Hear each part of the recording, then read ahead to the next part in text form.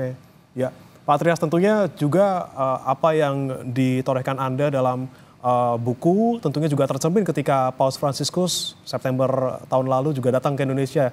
Kita melihat bagaimana seorang paus menggait umat Katolik, baik itu umat Katolik maupun warga Jakarta pada umumnya, kemudian berkunjung ke Masjid Istiqlal seperti itu. Nah, Anda melihat kunjungan paus tahun lalu ke Indonesia, seberapa besar sosok seorang Paus Fransiskus berdampak untuk masyarakat Indonesia, Pak Trias? Saya rasa ini kunjungan yang sangat bersejarah, karena kalau masyarakat Indonesia tidak hanya umat Katolik, tapi masyarakat Indonesia secara umum itu kan sudah begitu kita saksikan bagaimana sangat mengaguminya, dan ini penungguan 35 tahun. Jadi setelah Yohanes Paulus II, kemudian Paus Fransiskus menunggu 35 tahun. Akhirnya Paus datang ke Indonesia, berkunjung Indonesia. Kita melihat ini menjadi sangat bersejarah dan disampaikan.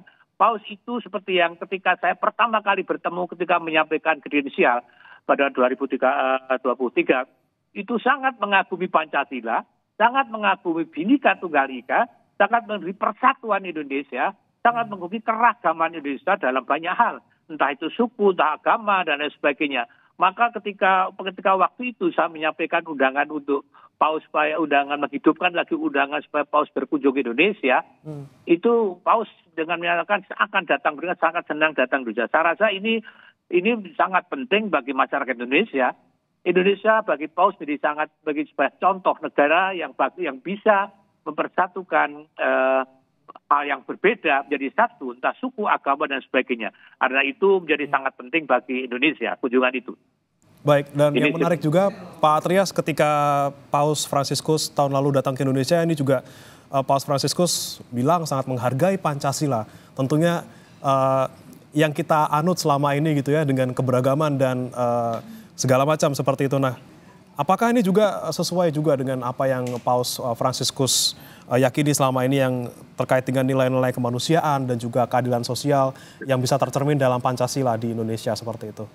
Saya rasa benar bahwa Paus tadi saya sampaikan bahwa Paus sangat mengagumi Pancasila dan Bhinneka Tunggal Ika. Itu yang disampaikan langsung pada saya ketika saya bertemu.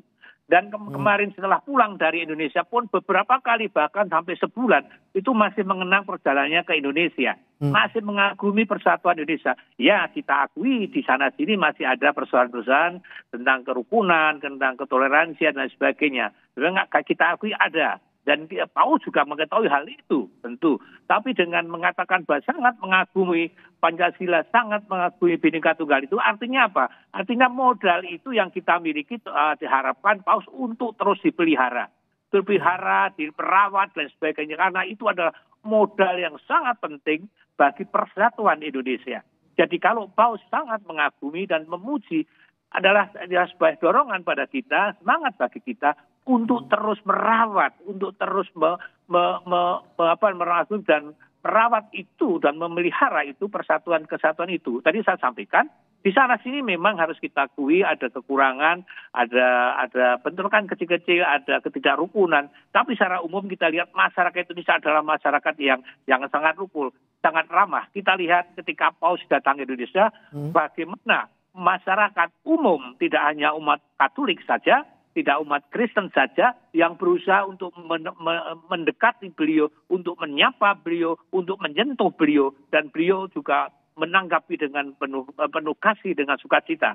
Saya rasa itu adalah tugas kita dari bangsa Indonesia untuk terus memelihara, untuk mewujudkan apa yang Paus sampaikan itu tadi, disampaikan kaguman pada Pancasila, dan kita harus memelihara. Dan Paus mengatakan bahwa ini adalah modal yang paling penting bagi bangsa Indonesia, Pancasila dan Bhinneka Tunggal Ika.